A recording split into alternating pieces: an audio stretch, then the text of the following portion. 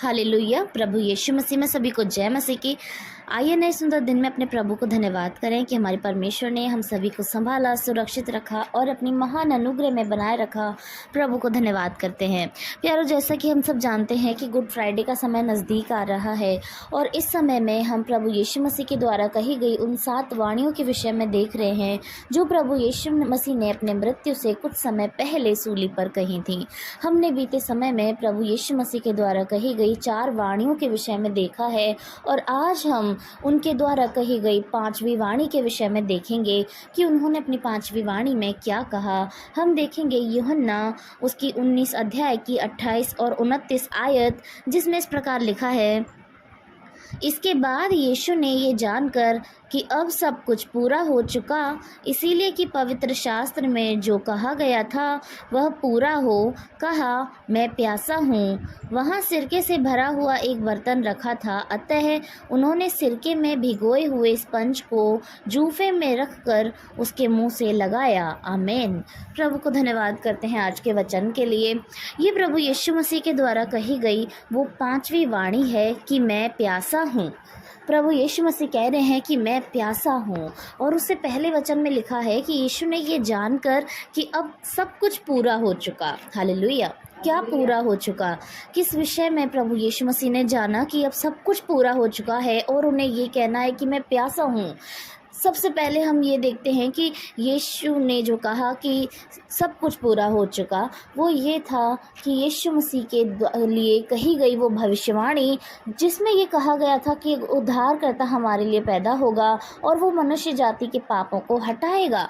तब की लेकर उस समय से लेकर उस समय तक की जब यीशु मसीह सूली पर थे, जो कुछ बातें भविष्यवक्ताओं द्वारा लिखी गई थी, परमेश्वर द्वारा उन्हें बताई गई थी, वो सब कुछ जब पूरा हुआ, प्रभु यीशु मसीह के आने का समय, प्रभु यीशु मसीह के पालने पोसे जाने का समय, उसके सुसमाचार का समय, उसने जो उद्धार दिया वो समय, उसके पकड़वाए जाने का समय और तमाम बातें जो उसके साथ हुई उससे लेकर सूली पर आने तक का समय, वो सब कुछ जब पूरा हो चुका, तब ये जानकर यीशु मसीह ने कहा कि मैं प्यासा हूँ। हालेलुया।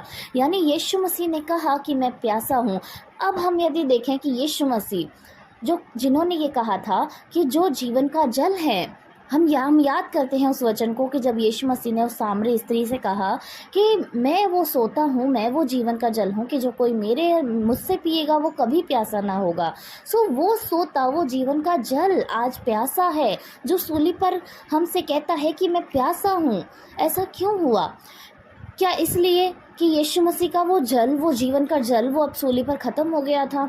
नहीं, इसीलिए नहीं, क्योंकि हम जानते हैं कि यीशु मसीह उस समय मनुष्य के शरीर में थे और उन्हें भूख लगती थी, उन्हें प्यास लगती थी, और यदि वो मनुष्य के शरीर में नहीं होते तो उन्होंने इतने कष्टों को जो हमारे लिए झेला, वो पीड़ा को उन्होंने हमारे लिए महसूस किया। वो खून उनके शरीर से जो निकला वो मनुष्य के रूप में निकला, और जब वो मनुष्य के रूप में थे तो इतने कष्ट झेलने के बाद, इतनी तकलीफ़ें झेलने के बाद वो प्यासे थे, ऐसा हम मान सकते हैं।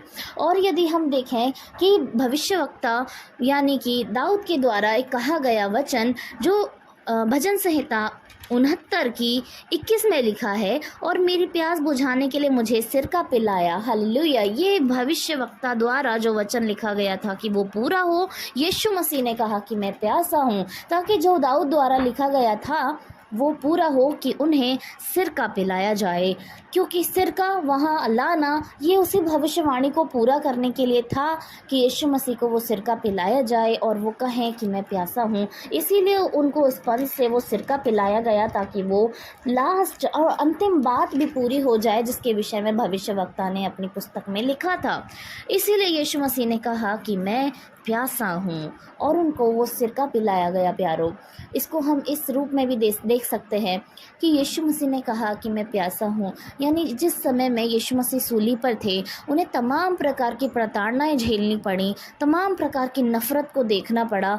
लोगों ने जितना कुछ बुरा सोचा, जितना कुछ बुरा चाहा और उनके साथ किया, कुछ भी ऐसा नहीं बचा इस संसार में जो एक मनुष्य के साथ करे बुरा, जो कुछ वो चाहता है या वो सब कुछ जो उसे दर्द देने के लिए हो। सो जब यीशु मसीह ने इतनी सारी प्रताड़नाओं को झेला, तब यीशु मसीह हमारे प्रेम के भी प्यासे हो सकते हैं प्यारो, हमारी आत्मा के भी प्यासे हो सकते हैं कि उनका ये सारा कार्य जो उन्होंने हमारे लिए किया, इसके बाद वो हमारे प्यासे हो सकते हैं, हम मरती हुई आत्माओं के प्यासे हो सकते हैं कि हम सभी लोग उनके पास आकर उनकी प्यास को बुझाएं। हालेलुया, प्रभु की महिमा हो। ऐसा हमारा प्रभु महान है, खुदा है। इसलिए यीशु मसीह ने ये 5वां वचन जो सूली पर कहा कि मैं प्यासा हूँ, और उनके साथ क्या किया, क्या उन्हें पानी पिलाया गया। इस अंतिम समय में जब वो मृत्यु के बिल्कुल निकट थे, तब भी मनुष्य ने अपनी क्रूरता को नहीं छोड़ा कि उन्हें थोड़ा सा पानी पिलाएं और उनकी प्यास को बुझाएं। वरन उनको जो सिरका दिया गया, जिससे उनका मुंह खट्टा हो गया, उनके मुंह का स्वाद बिगड़ गया। ऐसा ही होता है, ऐसा ही हमने उनके साथ किया।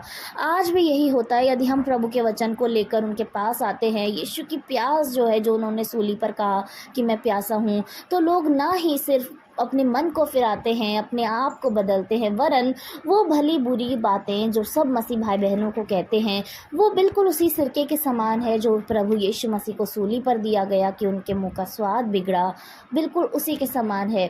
लोग उनके प्यास बुझाने के लिए नहीं प्रयत्न करते, परंतु उनको किस रीति से और परेशान किया जाए और दुखी किया जाए, उनके स्वाद को और ख़राब किया जाए, ये कार्यों पर ध्यान देते हैं। सो हमें और आपको प्रभु यीशु मसीह की प्यास जो है, उसके लिए काम करने की ज़रूरत है। अपनी आत्मा, अपने शरीर को प्रभु के पास लाने की ज़रूरत है। और खुदावन जैसा चाहते हैं कि हम सभी के लिए प्रार्थना करें, हम सभी को बचाएं, उनको जीवन के जल की, उनको सही मार्ग को दिखाएं, उसकी उन्हें ज़रूरत है प्यारो। क्योंकि जब हम उन्हें प्रभु यीशु मसीह के पास लाएंगे, तो वो सही मायनों में उनकी प्यास बुझाने का कारण होगा कि हम यीशु की उस प्यास को जो उन्होंने सूली पर कहा, उसके लिए कार्य करेंगे कि उनकी प्यास बुझे, ना कि उस सिरके के समान कार्य करेंगे जो वाक्यों ने किया।